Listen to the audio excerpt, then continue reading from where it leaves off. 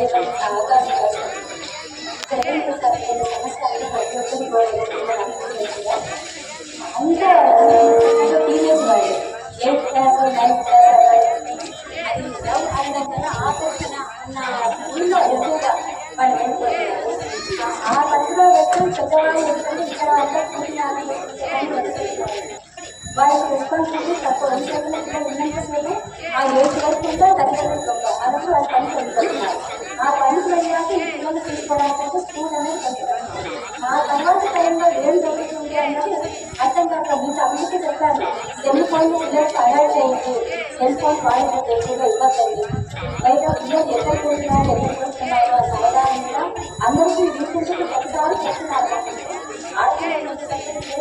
మన కోసం ఎక్కడి నుంచి వచ్చారు మేడం వారు మెయిన్ ముఖ్యంగా మన ఆడపిల్లల కోసం చెప్పాలా అవగాహన కొంతమంది ఉండకపోవచ్చు.